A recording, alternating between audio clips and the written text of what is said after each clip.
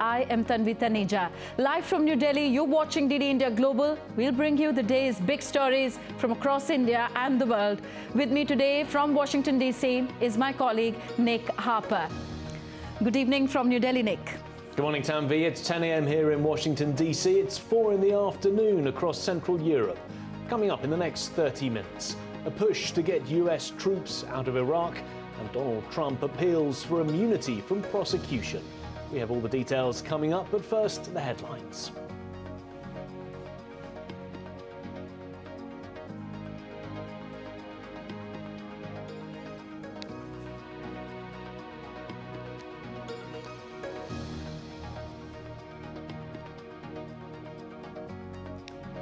India's Prime Minister Narendra Modi opens the vibrant Gujarat Global Summit, says world looks at India as a pillar of stability and a friend that can be trusted. US-UK forces repel the largest attack by Yemen-backed Houthis in the Red Sea. Italian Defense Minister says Red Sea security must be achieved without a new war. India's Defence Minister Rajnath Singh holds a bilateral meet with his British counterpart Grant Shapps. Both leaders also attend the India-UK Defence Industry CEOs Roundtable at the Trinity House in London. And leaders of the Philippines and Indonesia hold talks in Manila. Indonesia says it is ready to work with ASEAN members to finalize a code of conduct in the South China Sea.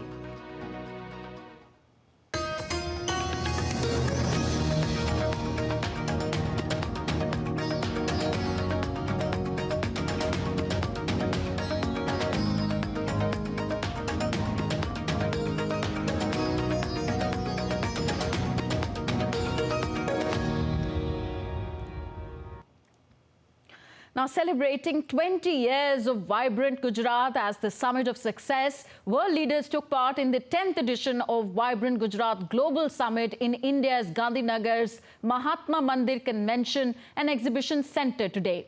India's Prime Minister Narendra Modi welcomed the foreign delegates. These included Prime Minister of the Czech Republic, the Presidents of the UAE, Mozambique and Timor-Leste, and the Deputy Prime Minister of Vietnam.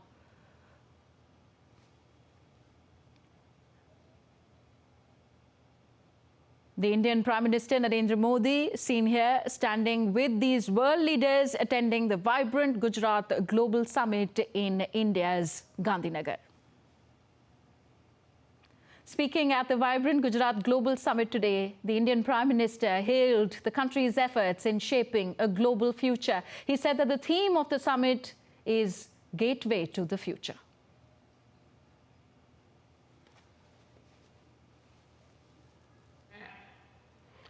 Gateway to the future 21वीं सदी की दुनिया का future हमारे साझे प्रयासों से ही उज्जवल बनेगा। भारत ने अपनी G20 प्रेसिडेंसी के दौरान भी ग्लोबल फ्यूचर के लिए एक रोड मैप दिया है।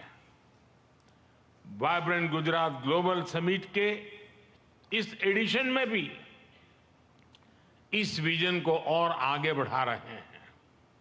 भारत I2U2 और दूसरे मल्टीलेटरल ऑर्गेनाइजेशन के साथ पार्टनरशिप को लगातार मजबूत कर रहा है। One world, one family, one future का सिद्धांत विश्व कल्याण की अनिवार्य आवश्यकता है।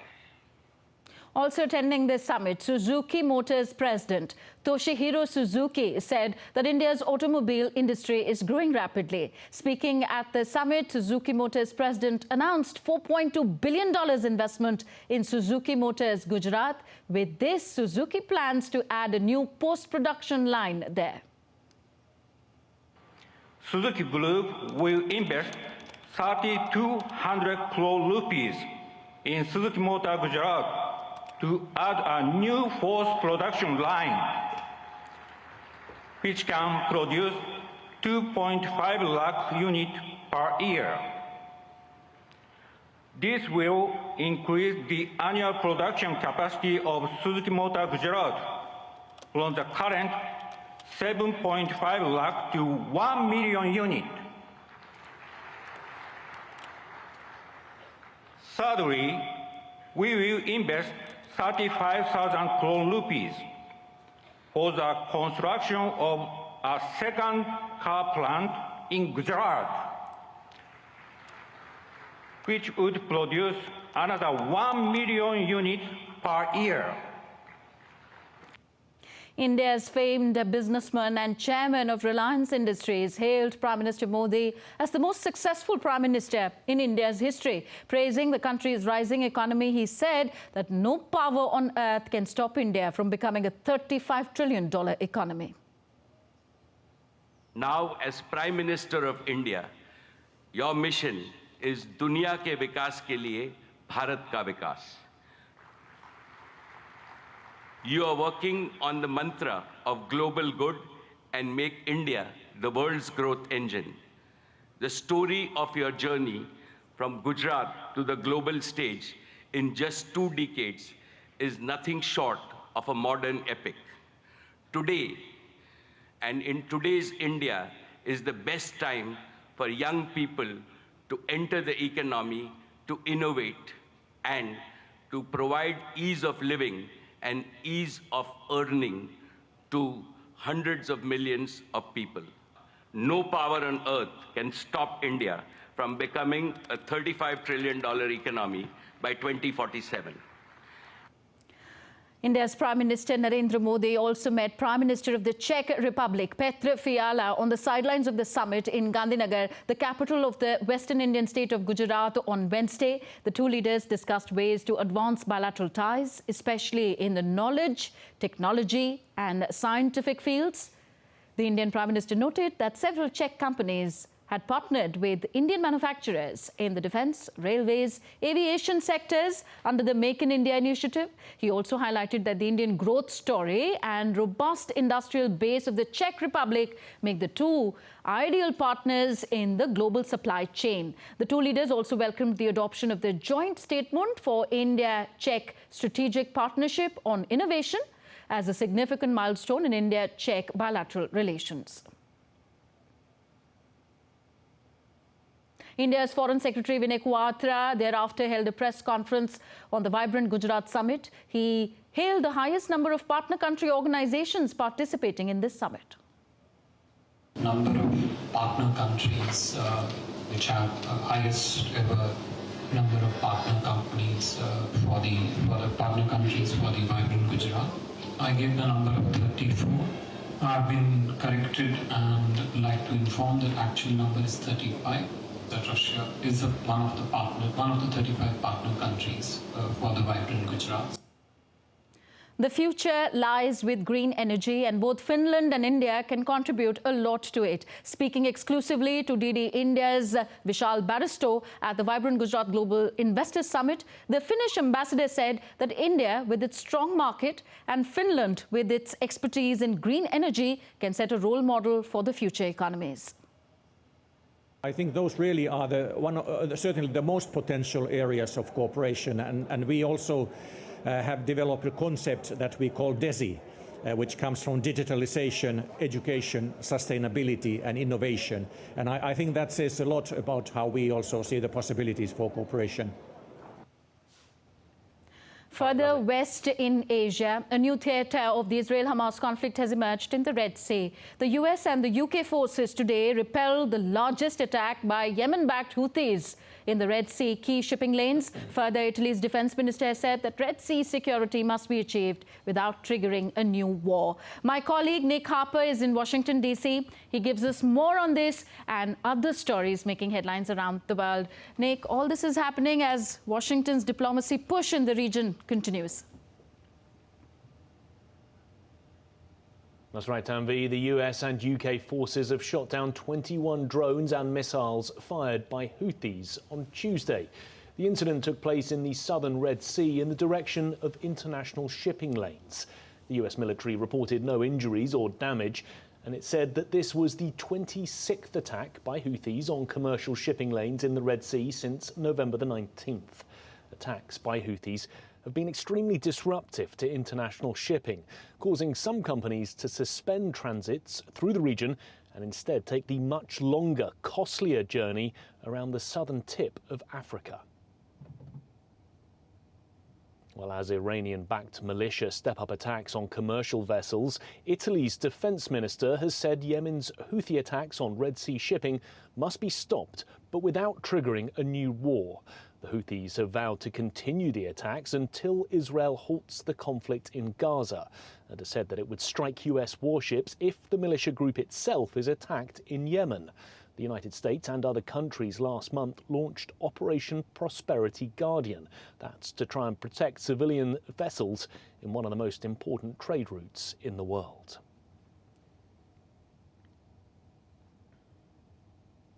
Germany, too, has strongly condemned the latest attacks on vessels in the Red Sea. The German Foreign Ministry spokesperson said the attacks show that the Houthis are clearly focusing on escalation against international merchant shipping and the ships of German partners and allies in the region. British Defence Minister Grant Shapps said the Royal Navy warship HMS Diamond was potentially targeted in an attack by Yemen-based Houthi militants in the Red Sea, which was repelled by US and British forces on Tuesday. Well, US Secretary of State Antony Blinken met the president of the Palestinian Authority, Mahmoud Abbas, in the West Bank as Washington presses Israel to offer a pathway for a Palestinian state. Earlier, Blinken said that Abbas needs to overhaul the Palestinian Authority for governing Gaza after the conflict ends. The meeting comes just a day after Blinken met with Israeli Prime Minister Benjamin Netanyahu and his war cabinet. Meanwhile, the Israeli military has said that it was fighting against Hamas and not the people of Gaza. Listen in. As a moral military committed to international law, we are making vast efforts to minimize harm to the civilians that Hamas has forced into the role of human shields. Hamas attacks Israelis and then take shelter behind Gazans because Hamas seeks the suffering of Israelis and Gazans. We are concerned by the suffering of civilians in Gaza, in this war that Hamas started. We are concerned because our war is against Hamas, not against the people of Gaza. We're going to live next to them. India has also reiterated its stance on the Hamas-Israel conflict by saying that dialogue and diplomacy are the only way forward. At the UN General Assembly, India's permanent representative, Ruchira Kamgol, condemned the loss of civilian lives and said that the humanitarian crisis was alarming and also not acceptable. That the leadership of India is in constant touch with the leaders of the region, including those of Israel and Palestine. India has so far provided 70 tons of humanitarian aid, including 16.5 tons of medicine and medical supplies in 2 tranches to the people of Palestine. The message that India has conveyed since the start of this conflict is clear and consistent. It is important to prevent escalation, to ensure continued delivery of humanitarian aid, and to work towards an early restoration of peace and stability. A peaceful resolution of the conflict through dialogue and diplomacy is the only way forward. Iraq has signalled that it wants a quick and orderly negotiated exit of US-led military forces from its soil, but it's not yet set a deadline. That's according to the Prime Minister Mohammed Shia al-Sudani, who's describing the troops' presence as destabilising amid the regional spillover from the Gaza war. Long-standing calls by mostly Shiite Muslim factions, mainly close to Iran, for the US-led coalition's departure have gained steam after a series of US strikes on Iran-linked militant groups that are also part of Iraq's formal security forces. Those strikes, which came in response to dozens of drone and missile attacks on US forces since Israel launched its Gaza campaign, have raised fears that Iraq could once again become a theatre for regional conflict. Soudani said the exit should be negotiated under a process of understanding and dialogue, calling for an agreed quick time frame and noting that only an end to Israel's war in Gaza would stop the risk of regional escalation.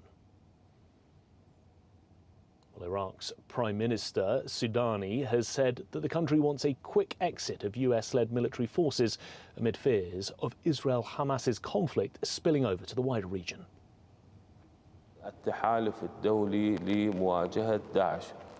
The mission of the international coalition against Daesh has ended. Let's agree on a time frame that is honestly quick, so that they don't remain long and the attacks keep happening. We always repeat this. We need to push Iraq away from the regional and international conflict.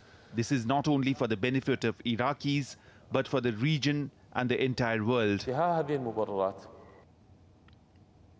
Moving to the US now, and former President Donald Trump remains confident, even as an appeals court questioned his claims that he's immune from criminal charges for trying to overturn the 2020 election.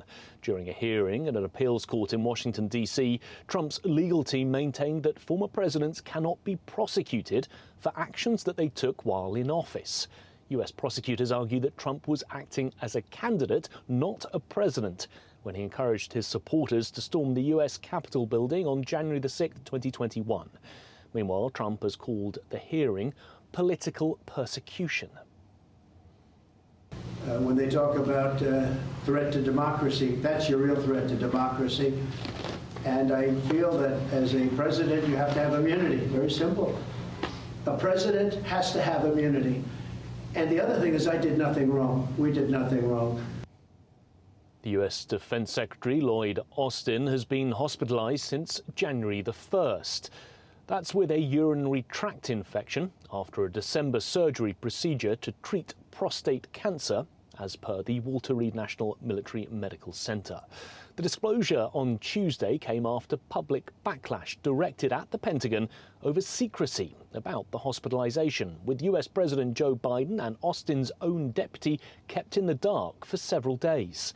The 70-year-old was admitted to Walter Reed National Military Medical Center on December the 22nd and underwent surgery to treat the cancer.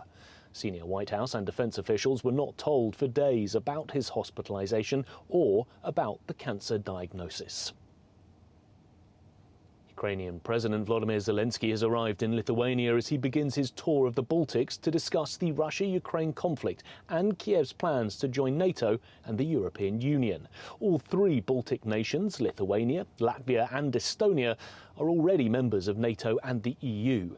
Zelensky has said that his visit will focus on the cooperation on electronic warfare and drones and further coordination of European support. The Ukrainian president will be meeting his Lithuanian counterpart. Well, in Germany, commuters are facing train cancellations across the country from Wednesday. That's all due to a 3-day nationwide rail strike that's added to travel chaos in the country, where ongoing farmers' protests have also snarled road traffic. A train drivers' union began its strike in the early hours of Wednesday, following one by cargo train drivers who walked out on Tuesday evening. The strikes will continue until Friday evening, forcing national rail operator Deutsche Bahn to run only stripped-back emergency timetables. To Latin America now, and in Ecuador, at least 10 people have been killed in a series of attacks blamed on gangs as the country exploded in what President Daniel Noboa has called an internal armed conflict. The president gave orders to neutralize criminal gangs after gangsters declared war following the prison escape on Sunday of one of Ecuador's most powerful narco bosses. Police said 8 people were killed and 3 wounded in attacks in a port city. 2 officers were murdered by armed criminals in a nearby town. Ecuador's armed forces said that designating criminal gangs as terrorist groups makes them a military target. The announcement came on a day that a TV station was attacked during a live broadcast.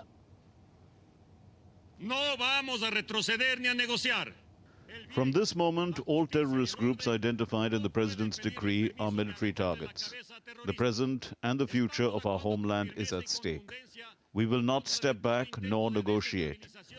Public good, justice and order can't ask for permission. We will not bow our heads in front of terrorists. We are acting with firmness and strength against any destabilizing and chaos attempt that they intend to bring in our national territory. Para ello han cometido actos sangrientos y sin precedentes en la historia de la nación. Well, that's it from me here in Washington. Tanvi, handing it back to you in the studio in New Delhi. Thank you very much, Nick. Nick Harper joining us all from Washington, D.C. You're watching DD India Global, still to come on the show. Ahead of 2024 Paris Olympics, police officers paraded on open-top buses to urge authorities to accelerate talks about labour conditions and pay. And we also take you to the heart of Hollywood, where some of the industry's living legends were felicitated at the honorary Oscars ceremony in Los Angeles.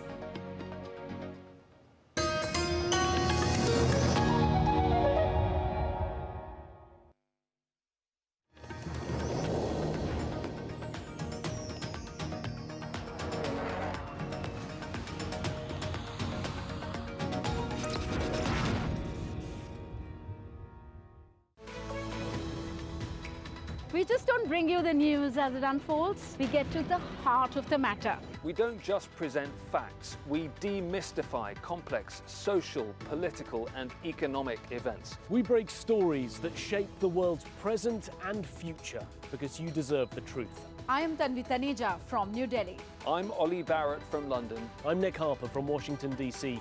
Join us on DD India Global Monday to Friday at these times.